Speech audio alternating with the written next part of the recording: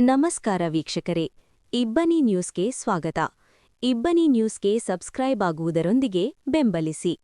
ಅನುಮತಿಯಿಲ್ಲದೆ ಬಲವಂತವಾಗಿ ವಶಪಡಿಸಿಕೊಂಡಿರುವ ಭೂಮಿಯನ್ನು ಜಿಂದಾಲ್ನವರಿಗೆ ನೀಡದಂತೆ ಒತ್ತಾಯಿಸಿ ಕರ್ನಾಟಕ ಪ್ರಾಂತ ರೈತ ಸಂಘ ಹಾಗೂ ಕುಡುತಿನಿ ಭೂ ಸಂತ್ರಸ್ತರ ಹೋರಾಟ ಸಮಿತಿಗಳು ನಿನ್ನೆ ಬಳ್ಳಾರಿಯಲ್ಲಿ ಪ್ರತಿಭಟನೆ ನಡೆಸಿದರು.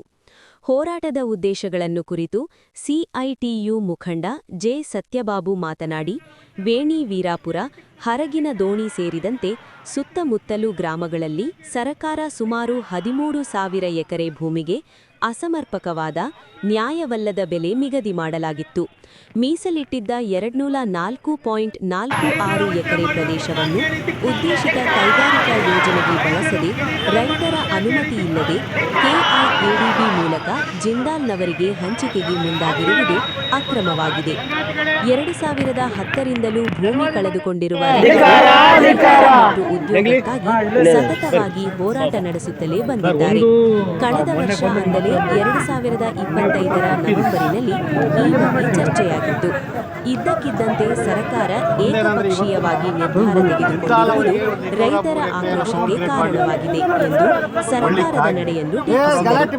ಕುಡುತಿನಿಯಿಂದ ಬಳ್ಳಾರಿ ಡಿಸಿ ಆಫೀಸ್ವರೆಗೆ ಅನೇಕ ಬಾರಿ ಪಾದಯಾತ್ರೆ ನಡೆಸಿದ್ದೇವೆ. ಜಿಲ್ಲಾಡಳಿತ ಜಿಂದಾಲ್ ಪರ ಕೆಲಸ ಮಾಡುತ್ತಿದ್ದಾರೆಂದು ವಾಗ್ದಾನ ಮಾಡಿದರು. ಸರ್ಕಾರ ಕೂಡಲೇ ಭೂವಂಚಿತ ರೈತರ ಸಮಸ್ಯೆಗೆ ಸ್ಪಂದಿಸಬೇಕೆಂದು ಆಗ್ರಹ ಮಾಡಿದರು. ನಂತರ ಕೈಗಾರಿಕಾ ಸಚಿವರಿಗೆ ಮತ್ತು ಮುಖ್ಯಮಂತ್ರಿಗಳಿಗೆ ತಲುಪಿಸುವಂತೆ ಡಿಸಿಯವರಿಗೆ ಮನವಿ ನೀಡಿದರು. ಕೆಪಿಆರ್ಎಸ್ ರಾಜ್ಯಾಧ್ಯಕ್ಷರು ಸೇರಿದಂತೆ ಸಿಐಟಿಯು ಮುಖಂಡ ಜೆ. ಸತ್ಯಬಾಬು, ಭೂ ಸಂತ್ರಸ್ತ ಹೋರಾಟ ಸಮಿತಿಯ ಮುಖಂಡರಾದ ಜಂಗ್ಲಿ ಸಾಬ್, ಎಂ. ತಿಪ್ಪೇಸ್ವಾಮಿ, ಗವನೂರು ಅಂಜಿನಪ್ಪ, ಶ್ರೀಧರ ಮತ್ತಿತರರು ಹೋರಾಟದಲ್ಲಿ ಪಾಲ್ಗೊಂಡಿದ್ದರು.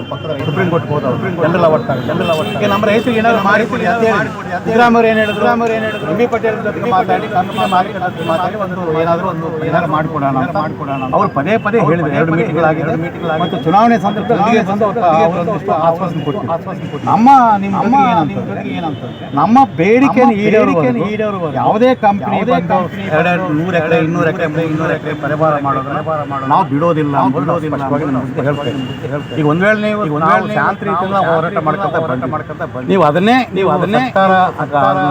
ಆ ರೀತಿ ಕೊಡಬೇಕು ಅಂತ ತೀರ್ಮಾನ ಮಾಡಿದ್ರೆ ನಮ್ಮ ರೈತರ ಹೋರಾಟ ನಾನು ಮತ್ತೆ ಹೇಳಲಿಕ್ಕೆ ಆಗಲ್ಲ.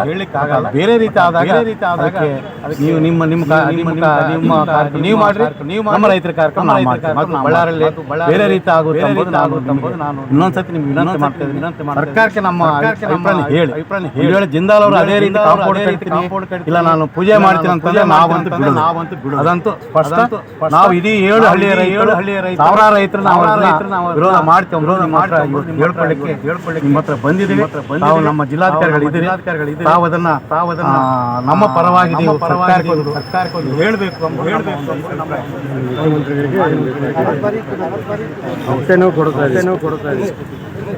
ಇವತ್ತು ಕೂಡ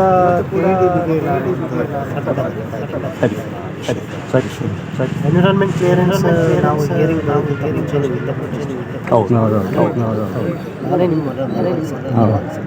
ಅವತ್ತು ನೀವು ಕೇಳಿದ್ರಿ, ಇದರಿಂದ ನಮಗೆ ಪ್ರತಿ ಮನೆಗೆ ಜಾಬ್ ಕೊಡ್ತಾರೋ ಇಲ್ವೋ ಏನು ಗ್ಯಾರಂಟಿ? ಅವಾಗ ನಾವು ಗ್ಯಾರಂಟಿ ನಾನು ಮೊನ್ನೆ ಕೂಡ ಜಿಂದಾಲ್ ಉದ್ಯೋಗ ಕೊಡೋದ್ರ ಬಗ್ಗೆ ಏನಾದರೂ ಕಮಿಟ್ಮೆಂಟ್ ನಮಗೆ ಇನ್ನು ಉಳಿದ ಬೇರೆ ಬೇಡಿಕೆಗಳಿದೆ. ನಮ್ಮ ಭೂ ಸ್ವಾಧೀನ ಏನಿಗಾಗಲೇ ಆಗಲೇ ಪರಿಹಾರ ಸೊ ಬಿಯಾಂಡ್ ದಟ್ ಹೆಚ್ಚಬೇಕು ಅಂತ ಇದು ನಮ್ಮ ಕಾಯ್ದೆನಲ್ಲಿ ಏನೇನು ಪ್ರೊವಿಷನ್ಸ್ ಇದೆ ಇದಕ್ಕೆ ಒಳಪಟ್ಟು ನಮ್ಮ ಅಧಿಕಾರಿಗಳ ವ್ಯಾಪ್ತಿನಲ್ಲಿ ಇದೇ ಇಲ್ಲ. ಸೊ ಇದರಲ್ಲಿ ಕನ್ಸಲ್ಟೇಷನ್ ನಮ್ಮ ಜೊತೆ ಇಟ್ಕೊಂಡು ಮಾತಾಡೋಕ್ಕೆ ತಯಾರಿಕೆ ಮತ್ತು ಅವ್ರಿಗೆ ನಾವು ಕಮ್ಯುನಿಕೇಟ್ ಅದು ಕಾನೂನು ಪ್ರಕಾರ ಇಲ್ಲ. ತಮಗೆ ಗೊತ್ತಿರೋ ಆದರೂ ನಿಮ್ಮಿಂದ ಬೇಡಿಕೆ ಬಂದಿಲ್ಲ.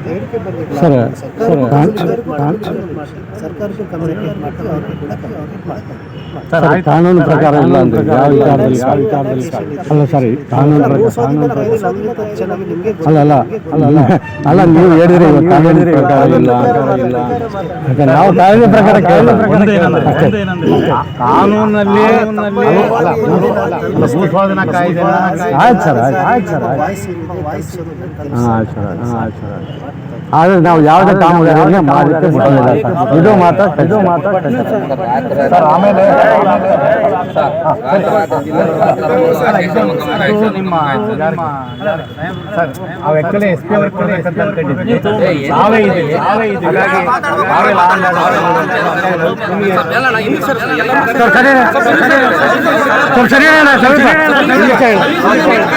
ನೀವು ಸರ್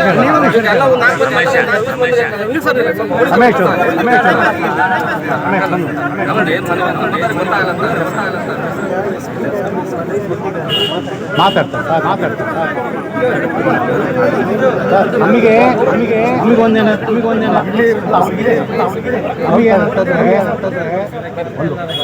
ಪೊಲೀಸ್ನ ತಗೊಂಡು ಜಿಂದಾಲ್ ಅವರು ಕಾಮಗಾರಿ ಮಾಡ್ತೀವಿ ಅಂತ ಒಂದು ಅಭಿಪ್ರಾಯವನ್ನ ನಮಗಿದೆ ಅದನ್ನ ನಿಮ್ಮ ಸರ್ಕಾರದವರು ಏನಾದರೂ ಆದೇಶ ಮಾಡಿರ್ಬೋದು. ಒಂದು ವೇಳೆ ನೀವು ಸರ್ಕಾರದ ಆದೇಶ ಭಾಗವಾಗಿ ಅದನ್ನ ಜಾರಿ ಮಾಡಕ್ ಹೋದಾಗ ನಮ್ಮ ರೈತರು ಎಲ್ಲ ನಿಮ್ಮ ಹತ್ರ ಹೇಳ್ತಾ ಇದ್ದೀವಿ. ಯಾಕಂದ್ರೆ ನಾಳೆ ಬೇರೆ ರೀತಿ ಪ್ರಾಬ್ಲಮ್ ಕ್ರಿಯೇಟ್ ಆಗ್ಬೋದು. ಅದಕ್ಕೆ ನಾವು ತಯಾರಿದ್ದೀವಿ. ನೀವು ಏನು ಕ್ರಮ ತಗೊಂಡ್ರು ನಾವು ತಯಾರಿದ್ದೀವಿ ಅಂತಂದ್ರೆ ನಿಮಗೆ ಹೇಳಿಕ್ಕೆ ಇಷ್ಟಪಡ್ತೀವಿ. ಯಾಕಂದ್ರೆ ರೈತರು ಸಾಕಾಗಿದೆ 3 ವರ್ಷದಿಂದ ಬಿಸಿಲಲ್ಲಿ ಮಳೆಯಲ್ಲಿ ಕುಂತೀವಿ.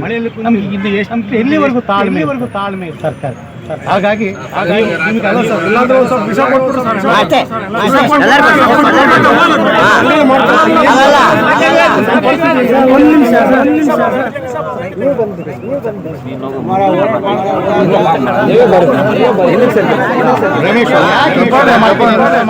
ಗದ್ದಲ ಮಾಡಬೇಡ.